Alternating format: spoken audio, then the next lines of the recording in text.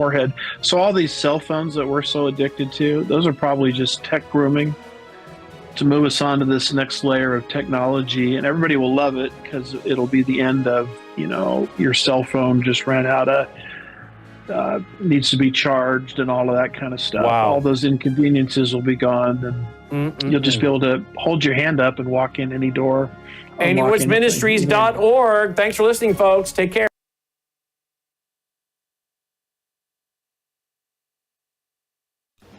Colonel Rob Maness has a lifelong record of providing dedicated service to this nation. Having worked his way up from the enlisted ranks to full colonel, he served our country for more than 32 years. He has served as a bomber squadron commander, bomb disposal technician, Joint Chiefs of Staff Operations Officer, assisted the National Security Team with the campaign plan for the global war on terrorism. He authored the first theater nuclear war plan and served as the Vice Commander of America's largest airborne intelligence wing. Colonel Rob Maness is a true American hero.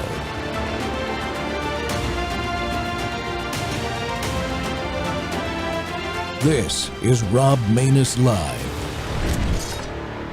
Suicidal transgender who hates Trump's Christians and Jews shoots up kids at a Catholic school, and the media wants to take away your handgun. So how are we supposed to protect ourselves from trans shooters? The media is bad at pattern recognition. We aren't. Just 2 years ago, another trans 20-something walked into a Christian school in Nashville with a rifle and shot 3 kids and 3 adults. They buried the manifesto and locked down the case. We've seen trans shootings in Colorado and in Maryland. They even shot up an ICE facility in Texas. And it seems like half of Antifa's trans. A couple of they-thems just got popped for firebombing Teslas. The mayor of Minneapolis says, you can't say that. Anybody who is using this as an opportunity to villainize our trans community or any other community out there has lost their sense of common humanity. We should not be operating out of a place of hate for anyone. We should be operating from a place of love for our kids. I don't hate anyone who thinks they're trans. I feel sorry for them. But statistically, the trans population has been prone to violence. That's not villainizing, that's reality. And if you can't recognize reality, you're in danger. We love the American people, especially American children. And if they're troubled and believe they're somehow a girl trapped in a boy's body, we want to get them help. We don't want to give them hormones and operate on them. Society shouldn't be trying to produce more trans kids. We shouldn't be encouraging an emotional disorder or whatever this is. And doctors should stop profiting from it. Great Britain ended child sex change surgeries. They said it's barbaric, and they're right. And politicians should stop elevating the trans issue like it's the civil rights struggle of the 21st century. You see it all over Minneapolis. Minneapolis will continue to be a safe haven for our trans community. For being a safe haven for transgender individuals. We have sued them for gender-affirming care. Yes, we are not going to scapegoat our transgender community. When our children tell us who they are, it is our job as grown-ups to listen and to believe them. Welcome back to Truth Thursday, my friends. The Rob Maness Show's live on Worldview Tube and our X Spaces simulcast. Well, the problem is the politics of violence, from transgender terrorism on Christian children to the Islamist gang rape threat on children in Western nations because of bad policies.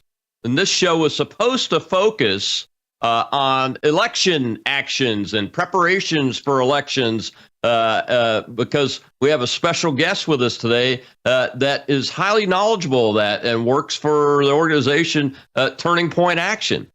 And we wanted to talk exclusively about how to win elections, what Turning Point Action is doing with its activists, how it recruits and those kind of things for the whole hour. But we can't do that because the events of this week, we're going to spend some time on them. What is the politics of violence? Well, all you have to do is listen to the socialist left politicians in America today, and you hear it everywhere. They have indoctrinated sectors of their base like the transgender community, to the extent that most of them actually believe they need to rise up in armed combat against the current administration, against President Trump individually, and against Christians in general. The mayor of Minneapolis that you just saw there even mocked the 2 children that were tragically murdered yesterday because they were praying when they were murdered. The massacre has been rightly classified as a, quote, act of domestic terrorism, unquote, and a, quote, hate crime targeting Catholics, unquote, by the FBI. The massacre was carried out by transgender Robin, AKA Robin, real name Robert Westman. Please pray for his victims and their families. We also witnessed the consequences of bad immigration policies this week by a Western nation when a video surfaced of a Scottish girl wielding a large bladed weapon and an axe to protect her sister and friend from the threat of Islamist gang rape suspects in broad daylight in Scotland. The sad part about that event is the girl was arrested for trying to defend herself and her companions. My guest today to talk about all of this and winning elections is Drianna Sixto. Drianna is a conservative activist and media spokesperson for Turning Point Action. She's known for her brilliant bilingual outreach to Hispanic voters, her media training, appearances on networks like Fox News, and now the Rob Maness Show on Worldview YouTube and discussing politics. And she's got a background in international relations. She's been with Turning Point for a decade and organizes bringing winning strategies to elections by advocating for the best policies, the best tactics, the best training, and recruiting the best young activists for the best ground game in the business. And believe me, I know my PAC, Gator PAC, made its largest donation in the 2024 election cycle to Turning Point Action's ground game of ballot chasing to win the election for Donald J. Trump. And that team combined did that. Drianna, welcome to the Rob Maness Show. It's good to have you on. Thank you so much for having me. Yeah. I won't say the show got sidetracked, but we have to talk about these issues because they are core to why I think Turning Point exists, and Charlie created the organization. These issues are core to the what some call the Zoomer generation, Generation Z, and therefore core to the future of the country, because Generation Z is the future of the country. And we see a lot of this activity happening, both of the incidents that I pointed out there, amongst that generation. Before we dive into that, just make sure folks that I got everything in your background. Tell me how you decided to get into this political arena. I always like to know those stories. Yeah, well, I'll keep it as brief as I possibly can. I'm Cuban American. I was born in this country, but my father was able to come to this country because he was a political prisoner in Cuba for opposing the Castro regime. And only after serving that sentence was he able to appeal to the U.S. Embassy in Cuba, get a visa to legally come to this country. My mother and him were married for 10 years in Cuba, and they did not want to have children there, because they wanted me to be born in the land of freedom and opportunity. And when they were finally able to do so, they came here. And so they never let me or my sister forget the reason why they came here, the principles of liberty that they followed, that they chased. Truly, they upended their entire lives to be able to give us these opportunities. And so I have always felt that it is kind of my duty to pay it back and make sure that my country, the United States, does not turn into the socialist or communist hellholes that my parents escaped from and that a lot of migrants do escape from, like Venezuelans, some Central Americans. And so I guess it's just in my blood is the very brief definition of this. I think it's great. It's a great story. And I think I missed, don't you have do you have a podcast show too? I think I missed that in my introduction. Yes. So I have a weekly Spanish podcast show via Claro y Directo America, which basically means Clear and Direct America on YouTube. It is the only nationwide right-wing Spanish media channel delivering news day to day, Monday through Friday, 10 a.m. to 2 p.m. And then I have my weekly weekend show on Sundays called Pero Por Qué, which means but why, where I do more of a deep dive into certain subjects. And so the idea is that we have to wake our side up. I think the lines have been drawn in the sand in this country as to where people stand politically. A lot of it is due to the madness that we see coming out from the left. I feel like the only untapped demographic, however, is the Hispanic American population in the US because of that language barrier and because of the fact that for so long they've only had the option of getting their information and their news from left-wing biased news outlets like Univision and Telemundo. And so Claro y Directo is the response to that. And I feel like I have a duty to make a difference in that route as well. Absolutely. I think it's fantastic that there's one show and you're the host of it and I get to have you on my show. Well, you know, this issue with transgenderism, it's not just about, and this is my opinion, it's not just about transgender and identity, ideology, and that kind of perspective. And I led off with political violence.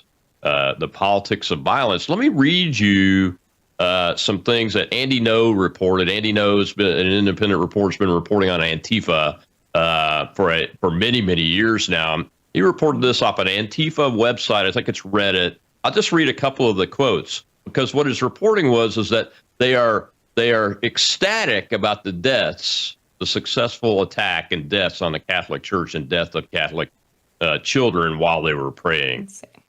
More dead Christians, LOL, quote, unquote. Here's another one, quote, this is Republicans' fault for trying to genocide us, unquote. Out. Future religious extremists dying isn't a bad thing, quote, unquote. Now, those comments is why I put the politics of violence at the beginning of the title of this show, because I think the rhetoric coming from the left and being expanded upon and amplified by their media, which is the majority of media in this country, even on the web, is at a root cause of this, even beyond the fact that now we have a trend of transgender terrorism going against Christian churches. Your thoughts on that? Yeah, well, absolutely. It's because all of the ideology from the left derives from a point of violence, because everything that they advocate for is including non-consent. So let me explain real quick. The left advocates for bigger government. The left advocates for socialism, communism. I personally have a philosophy of live and let live, right? Do whatever you want in your personal life as long as it doesn't affect me, as long as you're not asking me to pay for what you want, as long as you're not asking me to say something that I don't want to say, believe something that I don't want to believe. You can live your own life however the heck you want. But that is not the root of what the left believes in. They believe in socialism, meaning they believe that they should have free things paid for at my expense with the money in my pocket. They believe in the fact that, well, if they call themselves transgenders, they don't want to just be transgenders. They want me to call them what they aren't biologically, and then say that I am being violent towards them for not perpetuating a delusion. And they believe that I should be censored and that I should be punished for not parroting what they want me to say. And so everything that they advocate for stems from violence, because it stems from forcing people forcing onto people what their beliefs are. Their both economic beliefs and cultural beliefs. So it's no wonder then that they've turned to this violent route, because obviously the right is simply just not going to go ahead and to appease them say, yes, you know, you're calling yourself a woman even though you're biologically a man, therefore I'm going to call you a woman. That's not going to happen. And as a result of that, they think that I'm being a bad person and they have a right to commit violence against people that think like me. And so in their mind, they truly, and this is what is wild and this is why it's so dangerous, in their mind, they truly feel justified in this political violence. And we have to address it as a nation. We have to address it as a nation. This is an issue of public safety at this point. I think that, well, the only good thing to come out of tragedies like this is that it truly is defining the left for what they are, for the violent monster that they are. And it's splitting, again, drawing the lines in the sand between the left and the right in this country a lot more clearly. And so it's become less of an issue. I don't think we have an issue anymore in convincing people that our side is the side of reason, of logic, of loving this country, of loving thy neighbor. It's just a matter of turning out our people to vote. That's where Turning Point Action comes in. I do think we have the numbers. We just statistically have the numbers for winning elections. It's just making sure our side turns out to vote so that elected politicians do not reflect the interests and values of these extremist individuals. Yeah, and I don't like being called an extremist, but I have to call them out, you know, and I would just add to everything you said, I totally agree with before we go to this break here. And I would just add to it that when a government entity is using force to make me say a man is a woman under threat of law and using government force, that is a violation of my individual rights and a violation of the whole concept of the Constitution and the Bill of Rights and the basis of the Declaration of Independence and why this country exists. So I would just add that to it, because tyranny is defined that way, use of government force to make people bend the knee. And that's exactly one of the things that's going on here. We got to take a break. When we come back, though, we'll show the little clip of the Scottish girl. And there's some foul language in it. Warning for that. Guys in the production room, be ready with your bleeper as it goes out on the air. But there is some foul language in it. We'll be right back with Drina Sixto of Turning Point Action.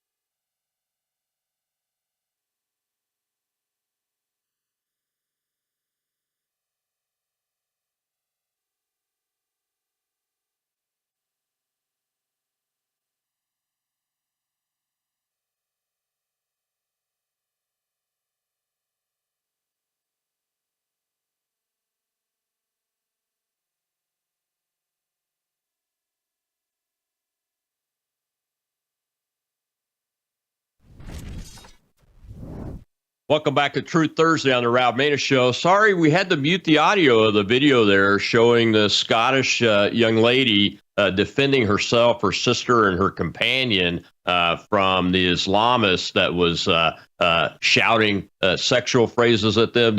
They told them to stop in very strong language, and then the young lady drew a bladed weapon and an axe in order to defend themselves, because the Islamist and a woman reported to be his wife actually attacked her older sister. That's why they were in the altercation. But what you couldn't hear from the Islamist is him taunting her to get her to show the weapons, because he was the one videoing it.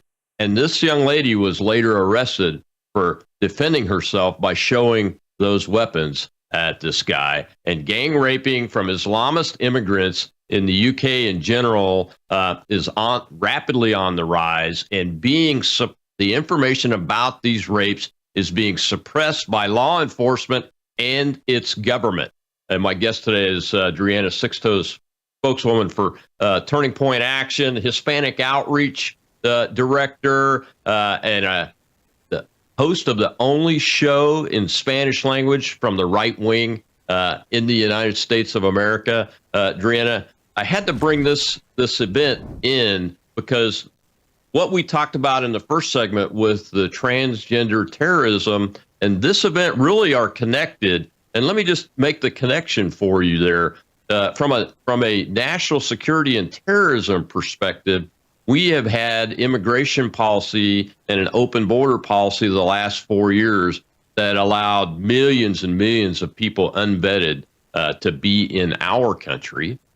We know there are over 70,000 Afghanis that very few of them were vetted, refugees from the Afghanistan withdrawal. We know there are Venezuelan gang members that are acting as terrorists on behalf of Venezuela and the narco terrorist organizations, the cartels that are in this country.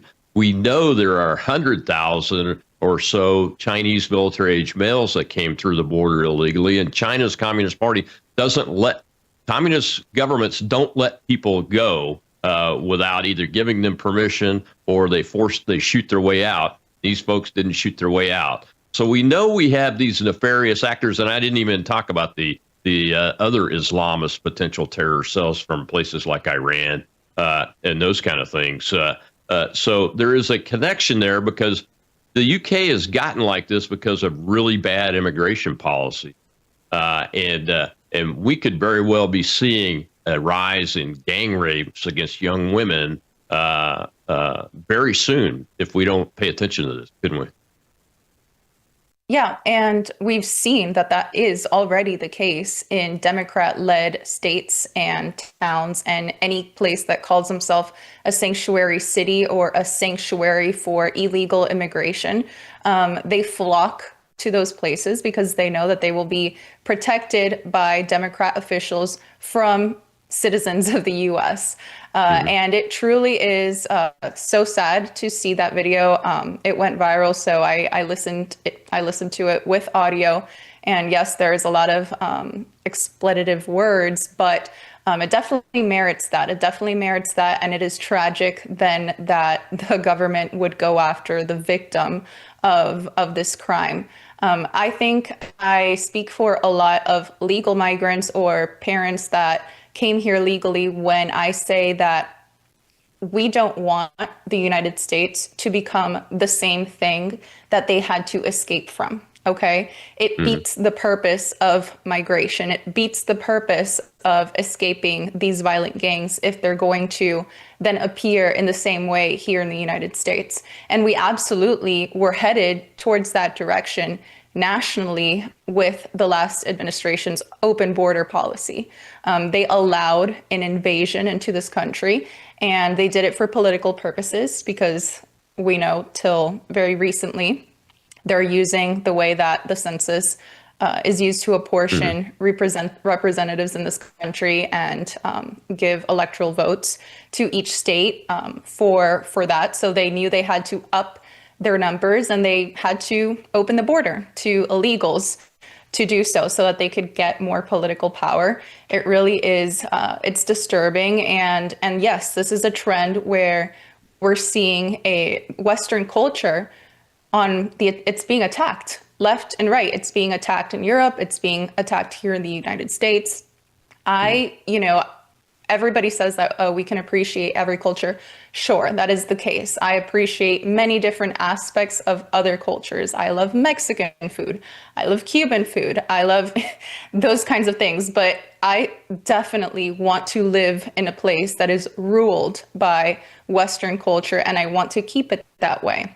And I think everybody that migrates to a country that whose main culture is Western culture needs to assimilate. They need to assimilate, or else they need to get out. And they are a threat. They are an inherent threat to the sovereignty of the country and its long-term survival. And that's what we're seeing here. I haven't left the country on vacation anytime soon, but I can tell you right now, there's a lot of places in Europe that I just would not step foot in because of this migrant crisis that they have. And so, it's terrible that that's happening, and we could very well see ourselves in the same situation if Donald J. Trump had not been elected, and if we didn't have right-wing politicians standing up for us as they should be. Absolutely right.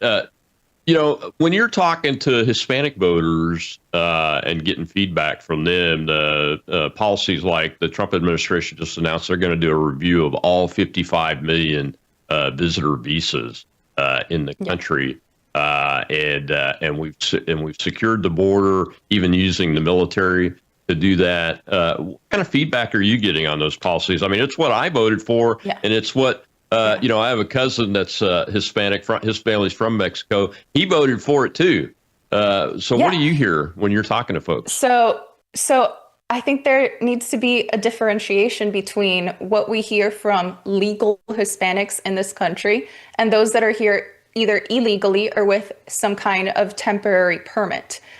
The only opinions we need to be listening to are those that are here legally and that can have a voice to vote, that have legal permanent residence or are legal citizens of the United States. And amongst those people, amongst those Hispanics, they are so in support of President Trump and his policies. I think that there is a huge majority that support him, just from a social perspective, because Hispanics naturally are traditionally conservative, and also from an economic perspective, because it affects their pockets more than, let's say, most Caucasian Americans. Because when we get the third world from Hispanic countries imported in here, where are they going to go to? They're going to settle in mostly minority majority neighborhoods, mostly Hispanic majority neighborhoods. And they're going to see, the legal ones, they're going to see the negative effects of that happening. And so they are extremely vocal on that. I mean, I can just, from people that I know, my hairdresser, he complains all the time that, he's working in this country. He has done everything legally the correct way, and he has some family members that are going through the process of migrating here legally, and it's taken such a long time, and he's pissed off that there's people that have taken a shortcut, right? And so it's just not fair. And I personally just don't care about the opinions anymore of those that don't have any kind of legal basis to be here in this country. Anybody that's not supposed to be in this country, that they're here illegally or have some kind of a temporary visa that was granted to them, by the way, out of the kindness of the heart of this country, knowing that it's temporary, right? And then getting mad at the fact that we're just enforcing the fact that it was temporary and that they have to go back to their home countries. I get it that everybody has a different background story that could be tragic, and everybody has a reason to want to come to the greatest country on planet Earth, but nobody has a right to. And I have more sympathy for the Americans in this country that for the first time in history do not have access to the American dream. Okay. This started with this generation, my generation, by the way, I'm a millennial.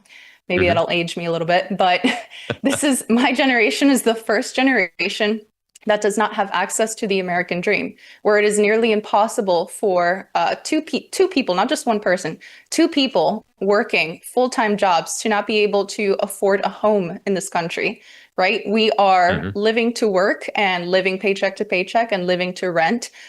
We have been priced out of the American dream by politicians that have sold us out. So I have more sympathy for this generation of Americans, the ones that are here legally.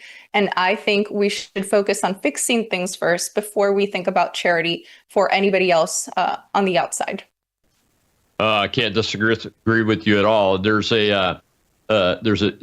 absolutely right. There's a generational aspect and there's a religious aspect to everything we've been talking about. I want to get your take on it after this break in the next segment, which will open with a video about President Trump's law enforcement in the District of Columbia. And it's something else that I voted for. I'll see you back in a minute with Drianna Sixto of Turning Point Action.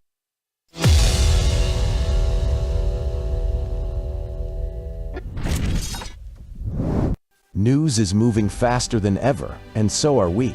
Worldview Tube brings you 24/7 live stream coverage and now real-time alerts when it matters most. Once you have the Worldview Tube app installed, exit the app and navigate your way to Settings. In Settings, locate the tab labeled Notifications. Select the Notifications tab. Scroll down until you locate the Worldview Tube app icon. Select the tab, and here you can turn on and customize your notification experience for the Worldview Tube app.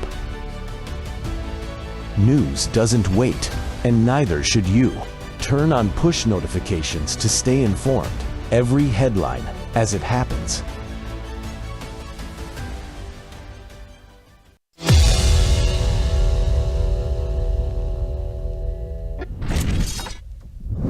What Donald Trump proved that it's possible to end black on black crime. He proved that, right? In DC, his troops, no murders for the entire weekend. That is insane. And to think that the left would protest against that, to think that the left would say, oh my God, it is a bad thing that black people are now stop killing each other. And the reason why that is a bad thing for them is because that is a core of liberalism, right? That is part of what makes them victims. So if you take away each sort of victim mentality peg or pillar, that's one less person that'll be a leftist.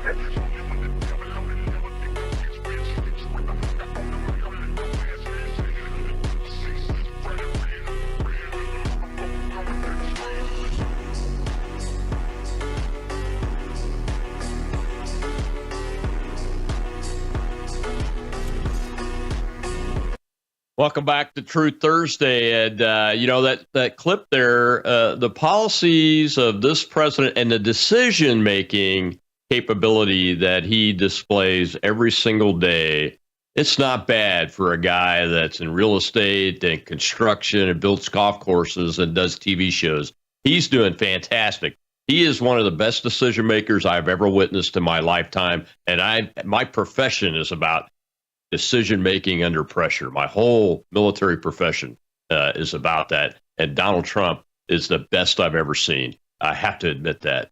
And he is taking on crime in the District of Columbia like no one else either can from a legal perspective or would from a courage perspective. And my guest today is the Turning Point Action spokeswoman, Drianna Sixto. And Drianna, before we dive into the crime policy in D.C. and using the National Guard and those kind of things, before the break, I was talking about there's a religious aspect to this, and it comes from a couple of different directions. One is when you look at the shooters, this latest shooter's weapon in his video and his manifesto, you see all kinds of editorializing using anti-Semitic messages, anti-Catholic messages, regular, Christians at large messages, and coming from Minnesota and Minneapolis which some people call Mogadishu West, the Islamist Somalis that have taken over the town, seeing that combination of messaging in full force, in black and white, so to speak, didn't surprise me, but I think it's surprising folks that haven't been paying attention to this. Because Islamism isn't compatible with the United States government, and this anti-Christian extremism, now we know it is, really is antithetical to everything the United States has ever created to support, which is freedom, right? Yeah, no, absolutely. I think this particular sect of the left, they just hate anybody that believes in a God, because their God is government. Okay, their God is government because they plan on using that God to force things upon other people. Their God is government because they want the government to create laws that censor free speech, and they want to create laws that would put me in jail for calling them a man when they are a man. So they naturally would reject anybody that believes in a God other than government, no matter which religion that may be, Islam, Christianity, anything else. So that's one thing. The other thing is, well, it's kind of ironic in a way, because in Minneapolis, as you mentioned, there's a large Muslim population, and they, even though I personally don't agree with a lot of the values and principles of Islam, they as a whole are a lot more socially conservative, right? They're a lot more socially conservative. And so this whole extremism from these trans terrorists is bringing in people to our side that we wouldn't expect to, right? We might not agree with everything, but we agree on this one thing, which is we can't allow the people that are supposed to be in a loony bin to be running politics and policy in the United States. And so I think it's a very, very interesting situation that there is here. They're driving unexpected people to our side just because we are the side of sanity and logic at this point. So you're absolutely right. The light at the end of the tunnel here, I see, is that Americans are going to band together more than ever before to combat this leftist extremism. I think we saw that in this last election where Trump won by historic margins, not just within the Republican voting population, but also amongst independents. We saw the merge of the Maha Robert Kennedy independent brand along with ours. I think that this is bringing us together to fight for the cultural survival of this country as a whole. So we'll see what happens down the line if Democrat politicians keep catering to less than, 0.1% of the population or 0.1% of the population. It's such a tiny, tiny community that they are catering to. It really makes you wonder why. Why is it that they are trying to create these safe spaces or politics to protect such a tiny, crazy population in this country? It doesn't help them politically, right? Because it wouldn't help them truly win any elections. So I think we should all be looking and doing our own research as to the motives behind that. Oh, absolutely right. My only concern with Islamism, not Muslims, but Islamism, the fanatical ideology is, if like we were talking about in the last segment, if immigrants will embrace America and America's values and government system and not try to transform it into what they ran away from, like in Mogadishu, Somalia, where you have Sharia law and those kind of things, we can live together. Because you're right, they are, Muslims are socially very conservative, and we have places where we can and do ally on that here in America, as long as these immigrants have embraced America and want to be Americans. There's a difference in that, and you pointed that out in the last segment. Well, we've got some hands up in our live audience. They want to ask you a question, so we'll go ahead and take a question from the live audience. Go ahead, Shell is our host over there. Good afternoon. My question to you is, Tommy Robinson has been warning us about this for a long time. And now that they're, starting to get into our communities, what is your suggestion for the conversation that we need to start having in our communities and with our neighbors to stop this tiny movement, as you call it, from getting any bigger and getting everybody to the polls to vote correctly to, make laws to keep this from happening? Mm-hmm. Well, I think three things off the top of my head. The first law is making sure that our Second Amendment rights are strong, that our rights to defend ourselves definitely don't get attacked by leftist politicians. As you can see, these poor girls in the video shown earlier, all they had was knives to defend themselves. I think that's one thing. I think the other thing is, making sure that we put this tiny community of insane people where they belong. And Donald Trump suggested this before. He suggested bringing back insane asylums. And absolutely, I think that that's where they belong. They need help. They need professional help. They need professional treatment. Anybody that just believes in an alternate reality, and an alternate reality, part of that definitely qualifies as being of one gender and thinking that you are the other. I think that that would qualify anybody as crazy, right? Because you're not living in reality. I think those people need to get treatment. And definitely then the other thing is to get people out to vote is something that Turning Point Action obviously works well in doing.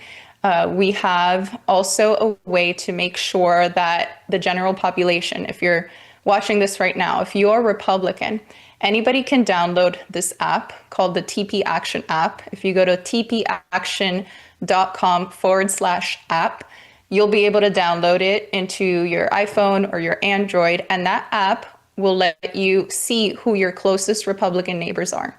Nothing else like this exists, by the way. From where you stand, it'll show you who your 15 closest Republican neighbors are. And so the idea of why this was created is that every single person, you don't have to be a paid staffer. You don't have to wait for an election cycle. Every single person makes themselves the CEO of their block, of their street, basically. You need to know who your Republican neighbors are, and you need to make yourself responsible for them getting out to vote. Okay, because a lot of people are seeing these kinds of extreme tragedies, and obviously they would vote for our side, for our people, but sometimes they just don't do it. Or there might be smaller special elections, local elections, that really are the ones that matter and that aren't held at the same time as a November presidential election or a midterm election. And so you don't have Republican turnout for that. So that's the third thing I would say is do your part in making sure that we get our people to turn out to vote.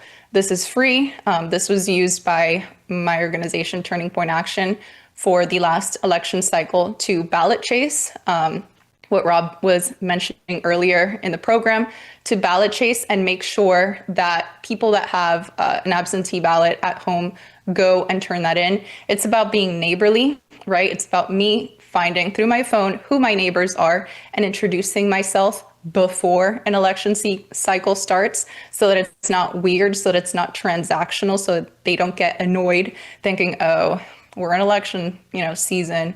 Here comes this random person to annoy me and tell me to vote. If I introduce myself way before that happens and just offer neighborly help and invite them out to an event that I'm going to next month, a Miami Young Republicans event that I'm going to next month, that becomes a natural relationship. And so that's the way that we're going to win this battle. It's by making sure everybody puts in their grain of sand through the app. You can make phone calls. You can send text messages if you can't physically go and knock on your neighbor's door and introduce yourselves. So I don't know if you guys have heard of that before, but yeah, I think everybody can do something to help. And those numbers, it's a game of numbers. I live in Miami-Dade County. And this is a perfect example for what I just mentioned. Miami-Dade County went red in this last presidential election cycle. I mean, Donald Trump just wiped the floor with the left. However, months before that, we had a mayoral election for Miami-Dade County, and 16% of eligible Republicans turned out to vote for that. And so we have a Democrat mayor of Miami-Dade County. She ran the county within about a year into a $400 million deficit. And so this is a direct result of people, Republicans, not reminding Republicans to go out and vote. We have the numbers, right? We have the numbers. It's just a matter of making sure our people turn out to vote. So hope that answers your question. It does very well. As a matter of fact, folks, you know what the Turning Point Action app is because I've talked about it. And for folks in Pennsylvania, we pushed the PA Chase app, which is the exact same app because they were all working together. That's why we donated a lot of money for my little PAC, a big donation to get this operation done. And I use that app too, right here. The other thing, one of the other things I did recently in a municipal election, I got to go and poll watch at my polling place. And guess what? I got to see neighbors that I didn't know were Republicans come vote for a Republican. So I had the opportunity to reintroduce myself to them and thank them personally for coming to vote and everything. We got to take one more break, Brianna. When we come back, though, I want to devote this last segment to what Turning Point Action is doing every day to help do things like increase voter turnout in that mayoral election talking about. We'll be right back with Brianna Sixto of Turning Point Action here on Truth Thursday.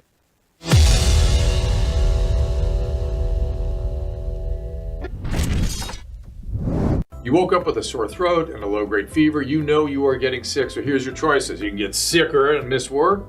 Try to see a doctor this week or sit hours in a crowded waiting room at urgent care. I have a smarter option for you. Open your medical emergency kit. Match your symptoms to doctor-recommended prescription in your booklet and take the right meds now and get well faster. This is not a first aid kit. It's like having an urgent care in your home. It includes doctor-prescribed medications to treat over 39 medical issues like respiratory infections, strep throat, pneumonia, UTIs, and more. No waiting to see the doctor and no standing in line at the pharmacy. It's right here.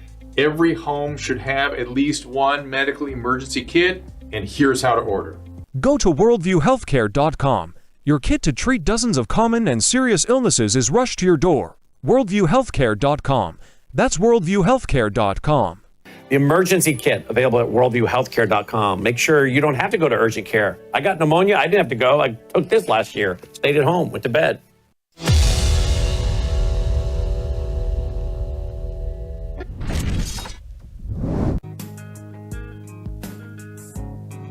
Highest gas prices in America.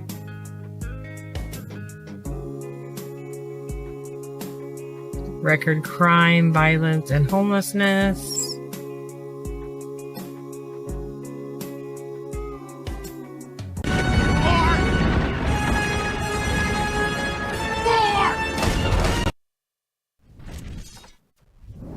Welcome back to the Rob Maness Show. It's Truth Thursday. My guest today is a spokeswoman for Turning Point Action and Hispanic Outreach Director, Brianna Sixto. And Brianna, I wanted to show that little clip because it's an activist that videoed a digital billboard sequence about the California Governor Newsom, and she's reading off what the billboard's saying in there. And I think that's a great approach. It's authentic. You're getting the satisfaction if it's you doing it, you're getting the satisfaction of actually doing something.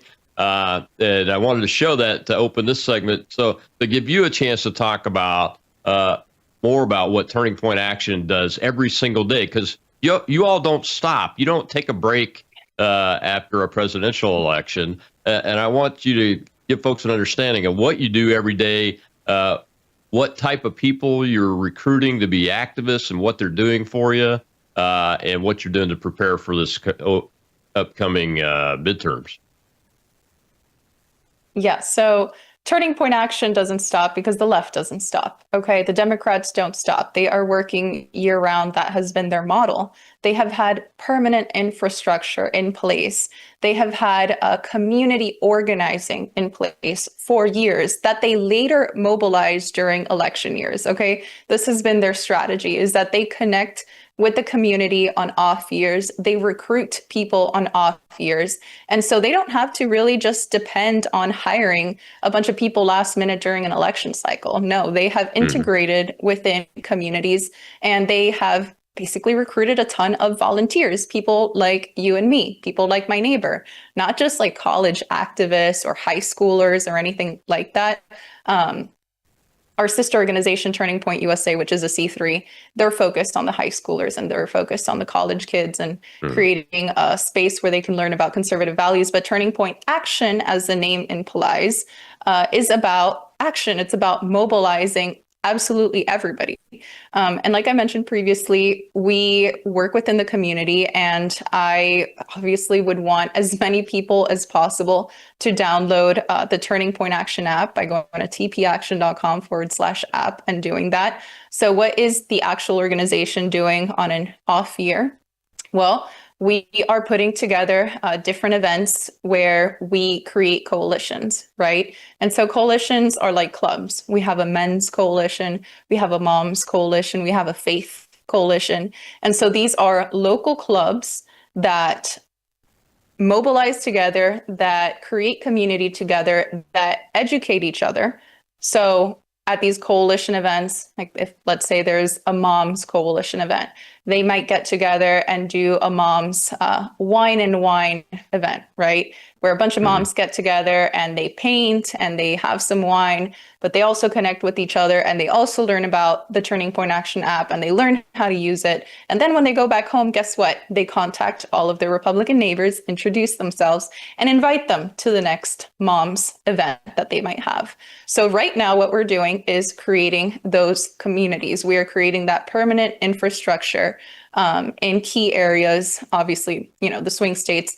Prior to me being in this spokesperson role, I was in the field program, by the way, for 10 years. So I don't just do this in front of cameras. I just happen to be good at it because I have been doing the groundwork for a decade, pretty much, both with the C3 and with the C4 since 2022. And I think that that is what matters. The field work is what matters. Reaching out to people in the community face-to-face is what matters. Recruiting people that normally would not get into politics to our side so that they do our part. That was my day-to-day job. That was my day-to-day job, and training our staffers on the ground, our field representatives, to do the same thing, to reach out to these communities, to bring them together, to create events where they can network with others. And then in some of our states, some of the states that Turning Point Action is operating in, like in Arizona, the chase never stops. The ballot chasing never starts. Arizona is having a very important gubernatorial election that we cannot lose, and that we need to make sure the right Republican candidate wins as well. So they have paid and trained ballot chasers. That's going on in Arizona right now. They get trained at our headquarters and then they get sent out into the community. Turning Point Action is hiring people within these communities. So we're not asking somebody that lives in a certain area that they've identified as a precinct that has a low Republican turnout. So a precinct where there's a high amount of low propensity voters. We're not asking the staffer that we hire there to drive out 2 hours and go knock doors somewhere else. No, we're hiring people where they live. Okay. So that they organize within their own community and they start making those connections there, and that they ballot chase within their own community. So if you're asking about Turning Point Action and what we're doing, that is it. That is it. Everything that we are dedicated to is a numbers game. Some of it is done with paid staffers. Some of it is done with volunteers, because unfortunately, there isn't an unlimited amount of resource. God knows we wish we could have that, but that is not the case. And so we have to, our job is to get as many people onto our side as possible and putting in their grain of sand. And the way to do that is by telling the whole world, screaming it from the top of the mountains, download the Turning Point Action app, please, for the love of God. And making sure that they do that. It's like very user-friendly, super easy to use.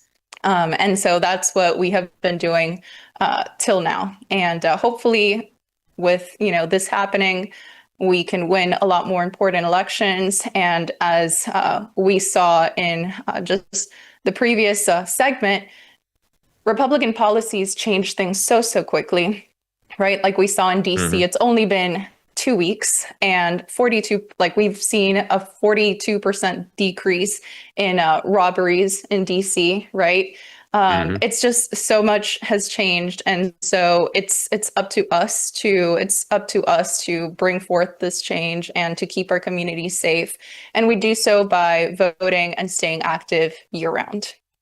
Yeah, I'm glad you brought up that it's not just about young people. I got the opportunity to speak at AmFest last December and was reminded that more than half the crowd were people my age, between 40 and my age, not just college age or high school age, but there was a large number of them too. And it's great to get the chance to interact with folks. Well, we'll take one more question from the live audience before we get to the end of the show.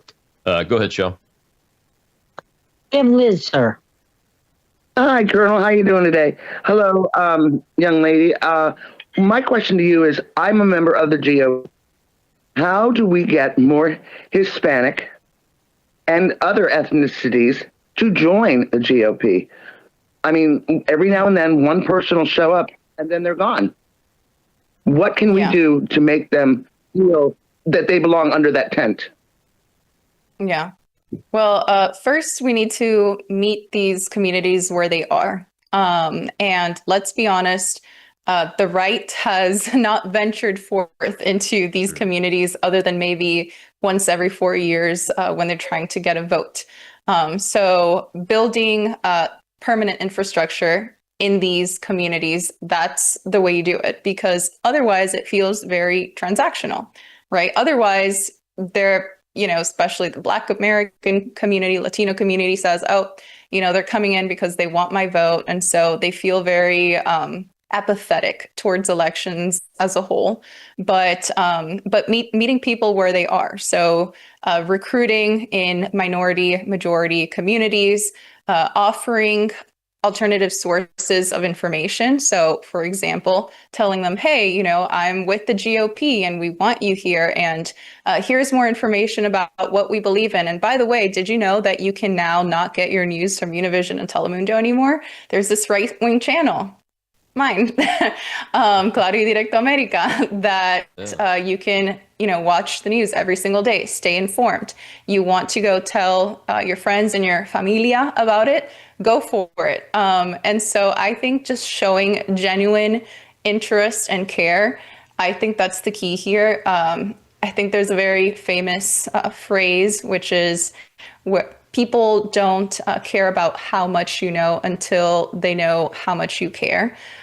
Showing genuine interest in these communities, I think that's the key here. So I'd say go recruit at a local, Mexican restaurant or a local child daycare center where there's a lot of, Latina moms dropping off their kids. Going into these communities and setting up a permanent infrastructure, offering something of value to them, I think is helpful. Something I know some people in the Trump campaign, Trump 47, did in these communities is set up a barber at their Trump 47 offices. So people can come in and get a free haircut. And so that is a service of, value to the community. And again, it's just a creative idea that I remember that stood out for me, that, we can offer to people and just not offer them some kind of brochure or some kind of canned speech. I think that's the way to do it. Authenticity. That's one of the ways I've been successful. Even though I might not have won a large race, I got in my first race, I got over 200,000 votes in a state that I wasn't born in because I was authentic. And I talked to people and I went where other people didn't want to go. That's what I like about you guys. Drianna. So, all right. So we're at the end of the show. 30 seconds. Tell folks where they can find you. We've talked about tpusa.com, folks. Got to go there. They got great training videos, all that information, and the app. But Drianna, where can they find you and your show before I let you go?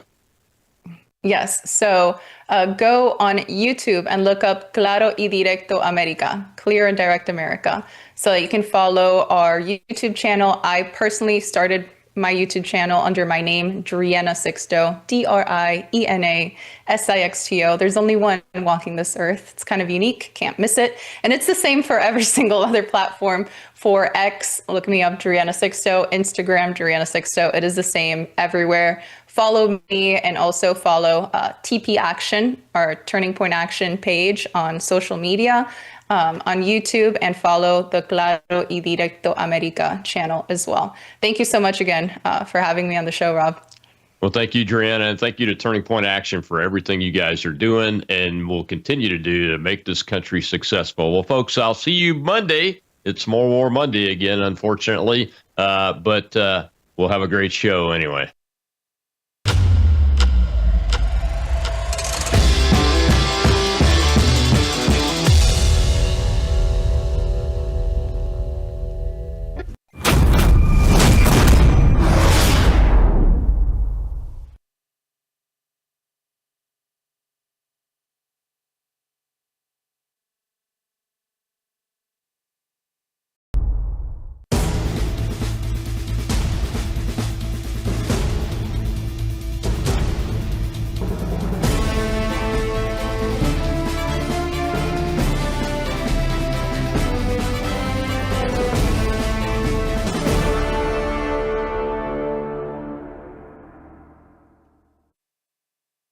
Good afternoon, everybody. Welcome back to another episode of Love Up to Freedom. I'm your host, Inez Annie Cyrus. Today is Wednesday, August 20th, year 2025. I have a very special guest who's going to join me here in a minute. And with that, I will try to keep this as short as possible. But I am coming to you today completely fed up. Things are going to change. I want to let you know that things are going to change. My tone is going to change. Lots of new projects are on hand that I have prayed over and I have thought over, and it's going to have to happen. I will not get into too much of the details of everything that's going to change, but I just wanted to say that most likely if I make it to do a show tomorrow or Thursday or Friday, tomorrow is Thursday, I will get into details, more of it, but here's what I'm done with. I'm going to focus on a topic that I have focused on before until this very moment, but I'm going to really zoom in on it because I'm done. No more, in any shape or form, tolerating the attacks on Christian Zionists.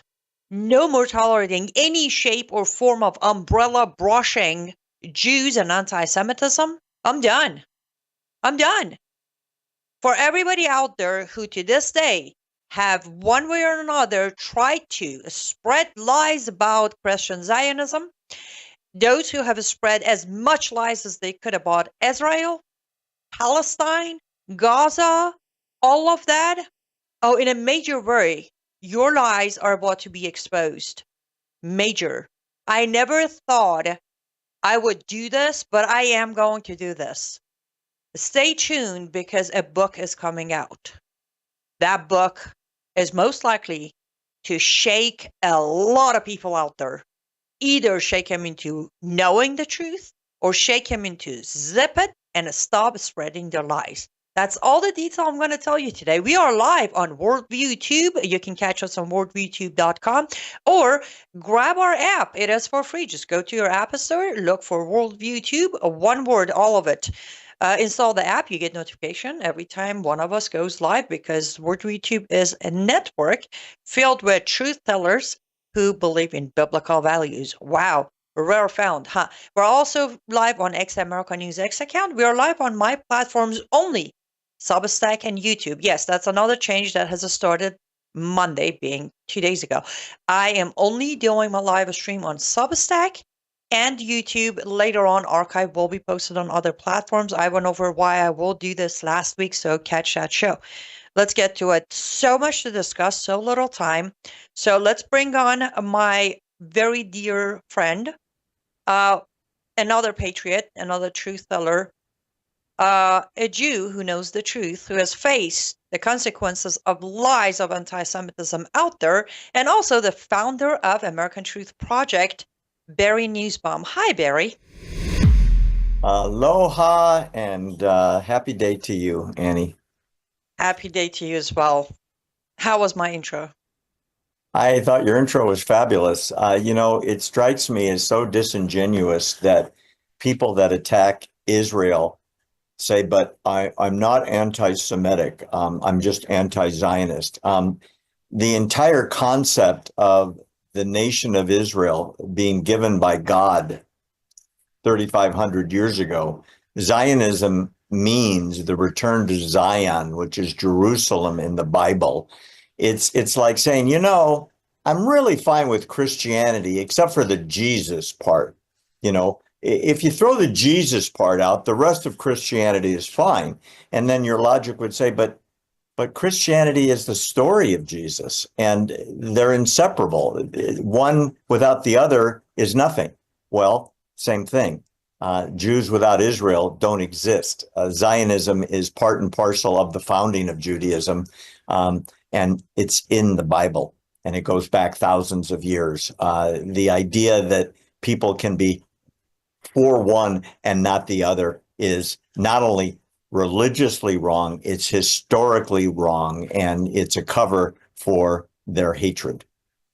Yes, and what you just described with the Christianity part, everything about Christianity is fine. Let's just remove Jesus from it. That is exactly Islam. That's what Islam does. Oh, we accept Christians as they are, but just Jesus is not their Lord and Savior. I don't get it. And maybe that's why Islam is actually growing pretty fast. But I have about probably 230 questions in my head that I have to ask you. Well, I was hoping to have you back weekly, but because of my travels last week and the storms here, we had to skip last week. So it has piled up, Barry. Let's dive in with the most heated, which, by the way, we might even disagree on this topic today. But let's just start with the most celebrated, another victory in America by Americans of all sorts, another ceasefire that Trump came to sign off on or get agreements from Hamas. How do you feel about that? Are we going, yay, or we know better? Well, quite frankly, we have to be very, very clear on this. There is an agreement that Hamas has signed off on, but it's not the agreement proposed by the United States, nor the agreement proposed and signed off on by Israel. So you have negotiations going on almost in a void between the two sides. And what I mean by that is Bibi and the cabinet in Israel have made it abundantly clear. Enough with the stalling, enough with a promise of 3 hostages or 5 hostages. We're done. We want all 50 hostages out, or we're going to come get them. And they gave a deadline of 2 weeks ago. The Americans, through Witkoff and other negotiators, have extended it up till a couple days ago. Stalling for 2 more weeks, Hamas came back and said, okay, you can have 10 hostages, and we'll give you some of the dead ones back. And in exchange, we want 100 murderers out of Israeli jails that have been convicted of slaughtering. Some of them were participants in the 7th massacre.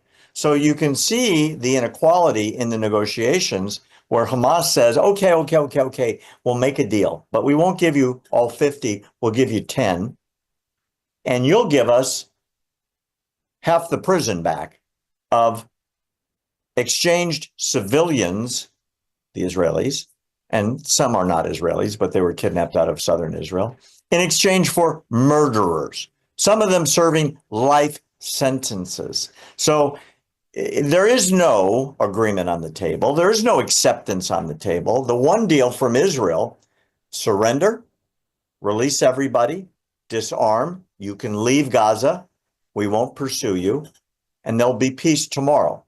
That's the Israeli proposal. The proposal that came back from Qatar is totally different. And I want to add one more nuance.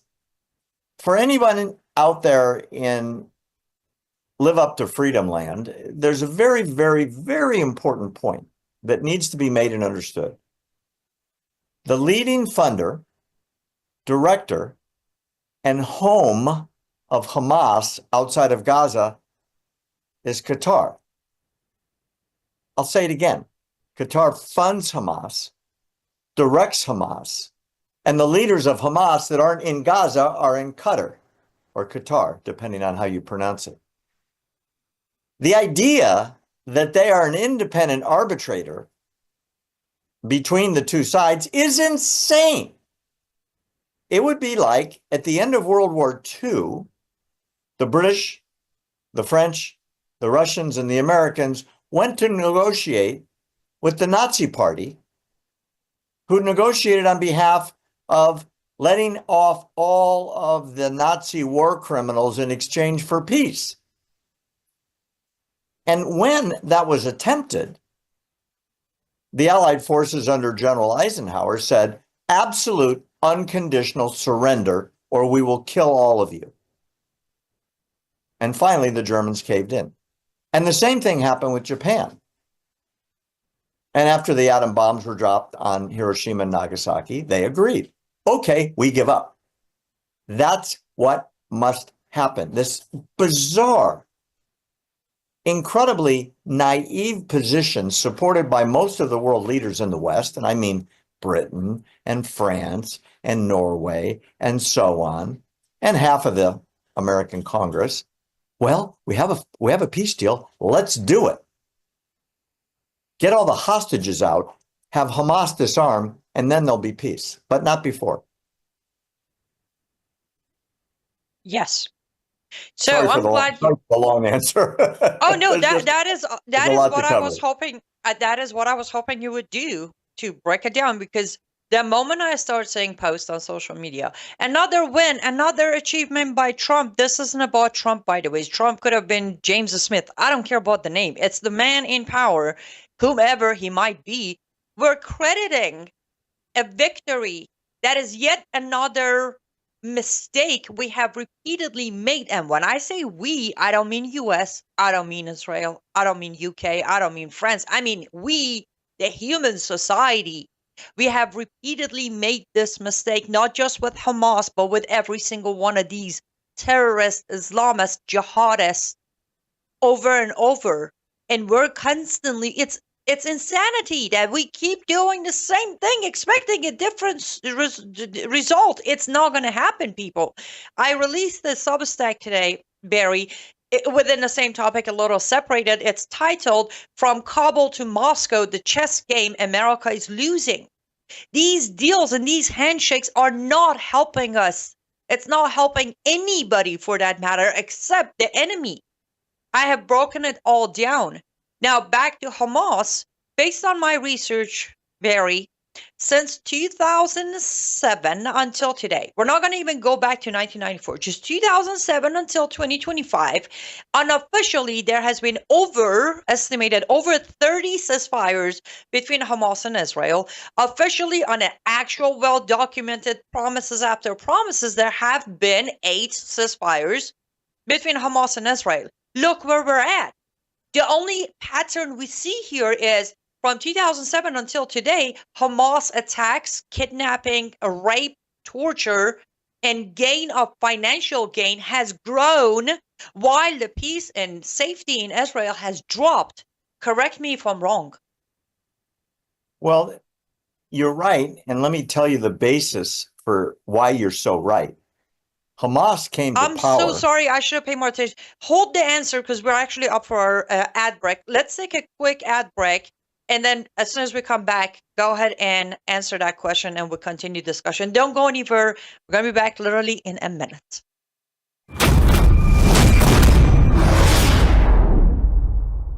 You woke up with a sore throat and a low-grade fever. You know you are getting sick, so here's your choices. You can get sicker and miss work.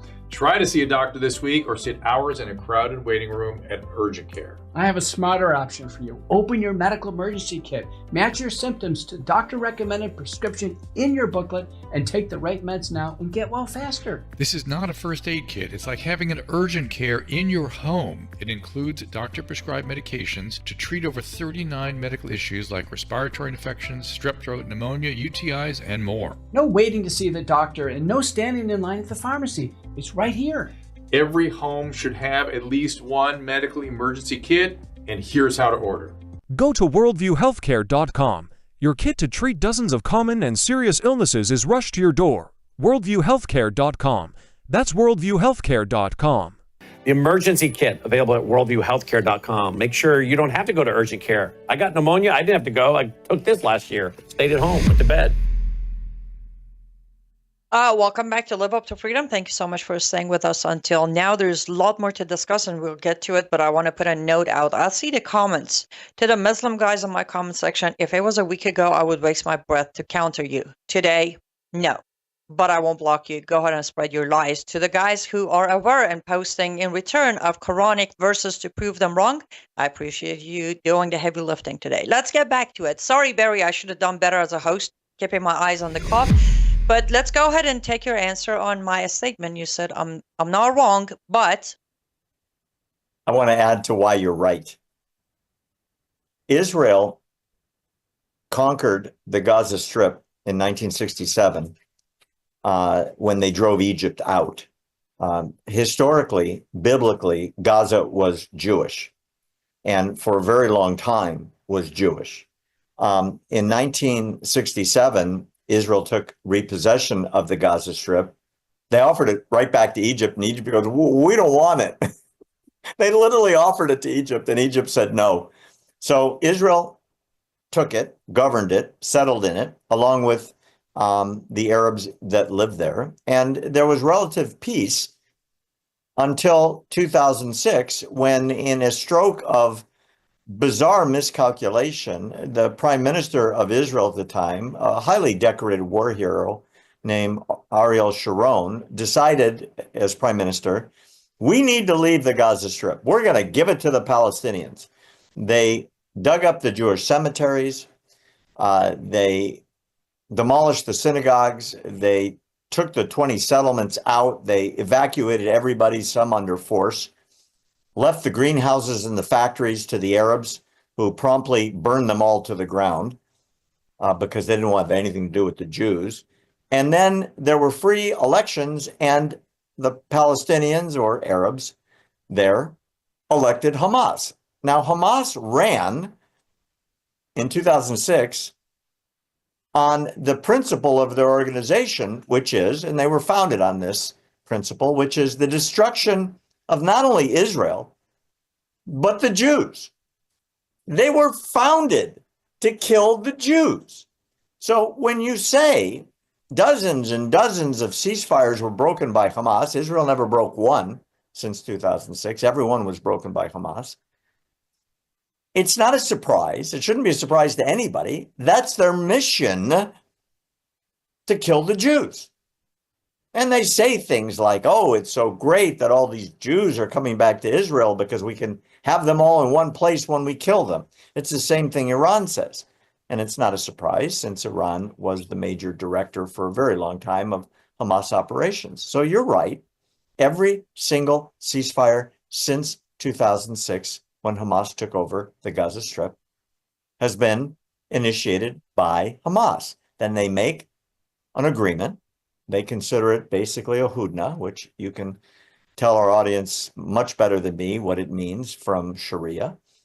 It's not a peace treaty. It's not a ceasefire. It's a temporary cessation of violence till they can rearm and get stronger and then reattack, which they do repeatedly. So the concept of making peace with people who are sworn in their charter to kill you is impossible, which is why Israel is so dubious, and the rest of the world, when they push these ceasefire ridiculous proposals down Israel's throat at the UN, at the EU, by the foreign ministers that scream, we're going to shut off your weapons, we're going to stop trade, we're going to ban your citizens from coming to our country, as Australia just did, to force you to capitulate to Hamas.